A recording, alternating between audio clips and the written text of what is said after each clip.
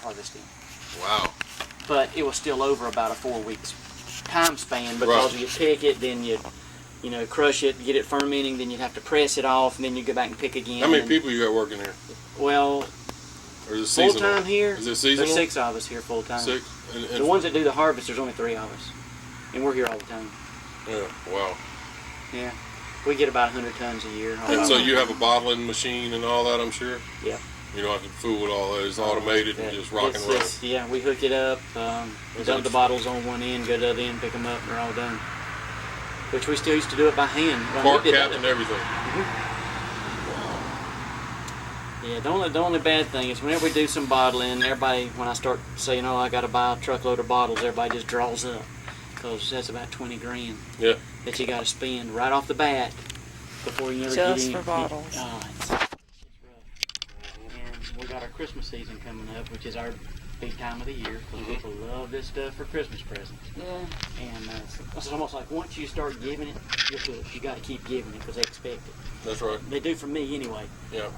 Because I guess probably for about 5 or 6 years we gave wine away, and one year we gave away gift certificates and gift cards and stuff, and it's like, damn right. I was like, okay, fine, I'll change up 1 year.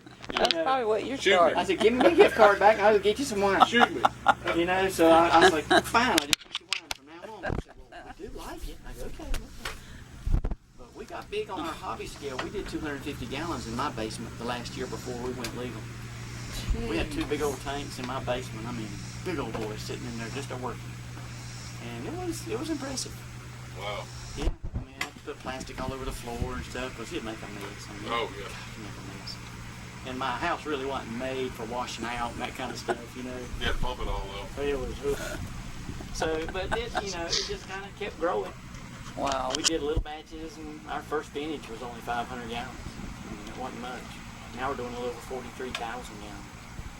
Holy crap. Yeah, over $250,000. So you see yourself it's just growing and expanding the crop?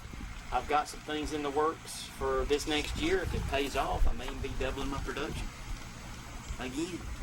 Off the same harvest? Yeah, we'll have to buy more grapes. Yeah. And stuff, but I'd be doubling what I'm doing now because of. So how many acres of grapes do you have here? We've only got about 12. But then I've got another guy up the road that I go pick his grapes. He's got about 4 or 5 acres. And then a couple other ones. Some of them I don't pick, but with the machine, I can just pull the thing behind the truck and run up there and do what I need and bring it back. So. Do y'all have much pest problem here? The worst thing, the Japanese beetles are our insect problem that we have big time. And then the actual animal critters are raccoons. So can you trap, shoot, kill them because you're a business? Yeah, good. Yeah. Peter hadn't got a hold of that yet. We do a little bit of all that.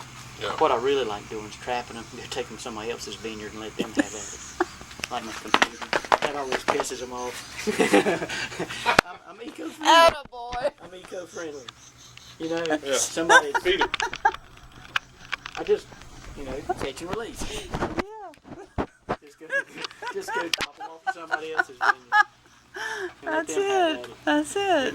Because I'm telling you what, they can clean off about 300 pounds a night. Oh my God, that's scary. Yeah, I mean each vine will have a minimum of roughly about 100 pounds. That's just a minimum. Most of ours, when we have good years, they'll be between 150 and 300 pounds per vine. And they'll clean off a vine or 2 a night. And that gets expensive. I mean, that hurts. Man. Yeah, so I've got one fella he's running around here burning a bunch today. Yeah. He's my hunter. So he says, keep an eye out for critters, yeah.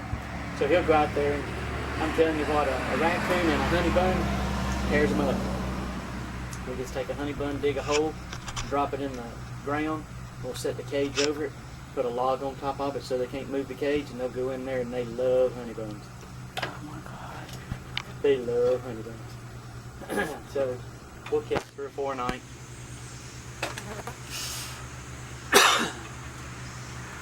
We're going to ride over and look up close. I've never actually seen them. Oh, yeah.